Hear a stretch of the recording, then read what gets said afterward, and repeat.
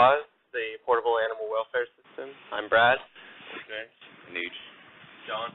I'm Cooney. Someone. So our vision is to have a product that is compact, portable, and a network of sensors for monitoring changes in an animal's nearby environment. We want to improve animal safety and comfort with a remote monitoring of enclosure conditions for sheltered animals. We do this with long-term analytics, trends, measuring environments over a long period of time, and to provide all this information to caretakers. We want to be able to diagnose potential health hazards, and poor air quality and animal stress are what those hazards could possibly be. Off-the-shelf sensors for low cost. We want this to be cheap and easier to use than a lot of the other sensors that are out there that already do this kind of thing. Designed from the ground up to be portable and easy to recharge, smaller, easier to move around, and with minimal wires for minimal invasiveness.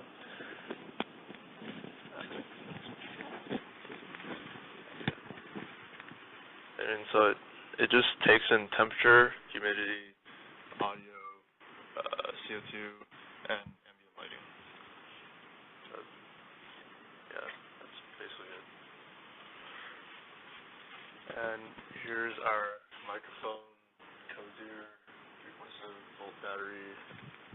You just read it, basically. And yeah, that's our board. And here's our video presentation. You'll hear me talking.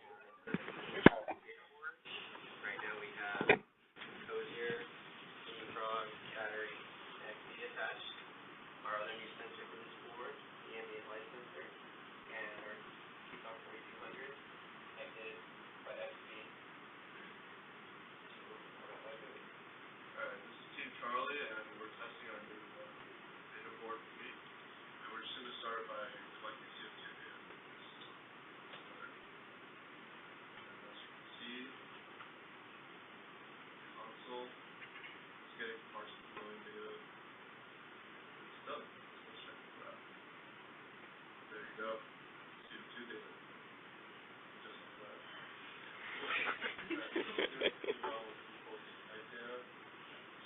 Start. As right now, Brad has his hand out of the sensor, so it's belly pretty tight. When he puts his hand back on it, the button goes back. And we'll just open the graph.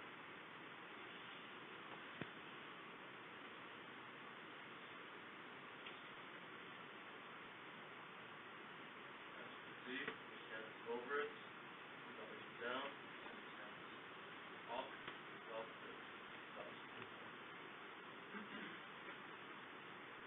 I apologize for my low voice.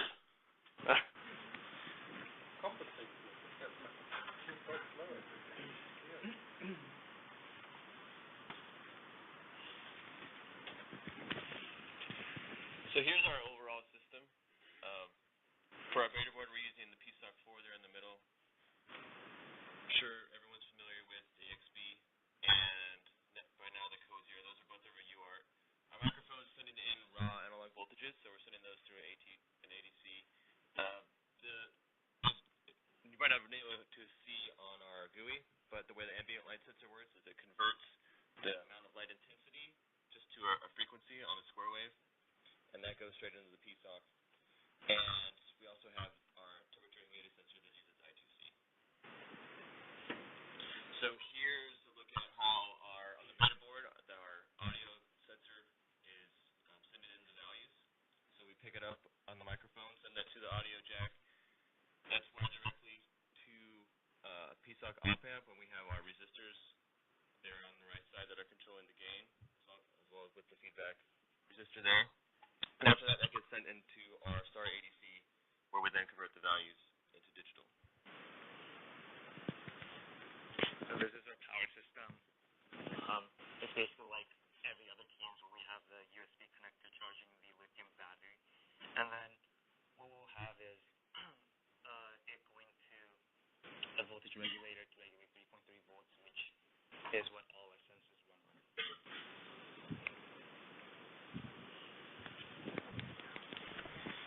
So we have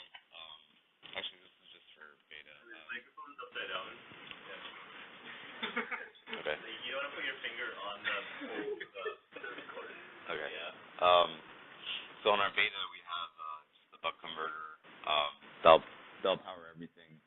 I actually included our eventual release design here by accident, but we had our release design will have a sensor regulator and the P-self regulator, so both on separate ones. So for right now, it's just the buck converter, and that powers everything at 3.3 volts. And then in the release design, like I said, the P-self will just be on one regulator on its own.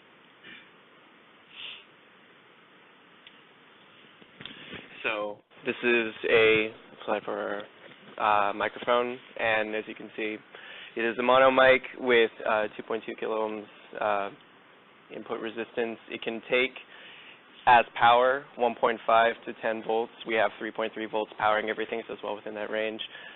Frequency response from 100 hertz to 15 kilohertz, and it's just a normal 3.5 millimeter jack like you'd use for any headphones.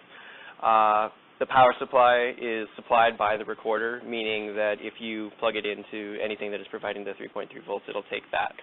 And it is a unidirectional mic.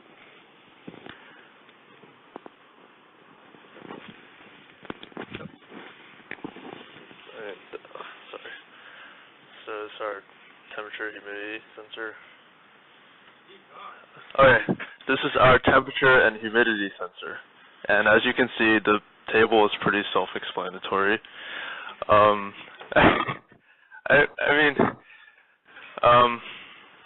don't really know what to say. Everything's just listed there, so.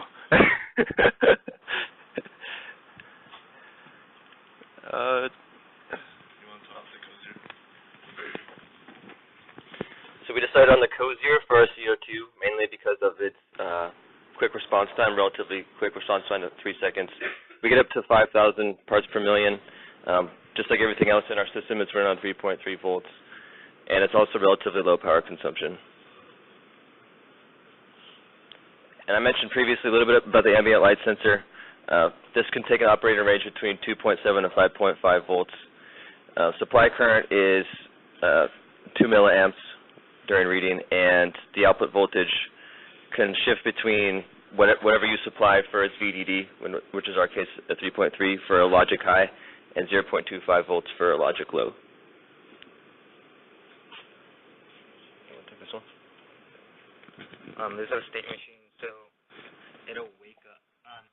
Like we said earlier, the buck converter wakes up our system and then turns the sensors on. So we'll be in this state for like a minute or two to measure the microphone, or to measure the sound for, I don't know, a minute, and then we're going to process that data into something that I guess could be sent, and then sent to XP, and then it goes back to sleep. And then if there's ever like we're going to have like conditions, not conditions, I guess there should be other states for when, like we said it's 1, 2, 3, there's going to be like different checkpoints for when we should reset each state. Yeah, and at the end of that minute, we send all the data, and the reset's just there. If ever the system gets caught up, then the watchdog timer should kick in and should go to reset. This is our 3D model. We have the codes here going off the board, temp, humidity in that top right, and the microphone right there, and the ambient lights on the other side so it doesn't get blocked by anything. And that's inside the enclosure. We're using a 4.5 inch by 4.5 inch square box, and yeah, it seems all fit.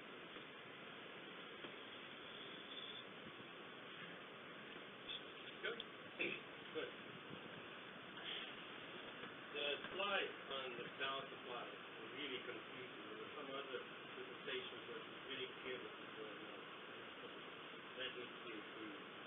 Just an example. Just go to what I'm talking about. Go to the lighting system. Okay, so does it give a frequency out depending on the voltage, or is it giving a logic out? It's unclear. So the frequency is changing as a function of light condition. Is that what the Light intensity. okay? So it is okay. So that's what it is. Okay. So it you have to make that clear because not all ambient light sensors work that way. So the output signal is basically a frequency. The frequency corresponds to the light intensity. Right. And again, like I mentioned, I guess I really hit the thank people really hard on this. So anytime you put a sensor up, tell us how long that sensor is going to be operating. All the time, just 2 seconds or whatever, and you can figure out what the power consumption is going to be in your application. Right? So those things are becoming important. And I just want to see that constantly. That's really important. That changes from application to application. You have to make clear that that's not a specification of the device, but that's a decision that you are making. Okay. Any other questions?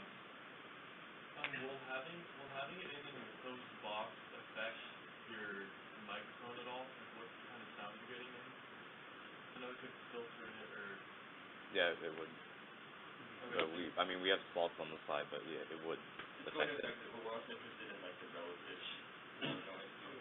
So I mean it's going to get muffled a little bit no matter what, but if dogs are barking and if we're smart about where we place them within the enclosure, it should be a pretty big difference between when there's stress barking and when there's less barking. You need to work the implementation too. Okay? I mean, you should get it right. You have the knowledge. It's kind of funny in the beginning, but eventually it's going to help you. You need to say what you want to say clearly, and don't tell us, oh, you can do this by yourself. I'm not going to do this for you. That's not going to go very well. Okay.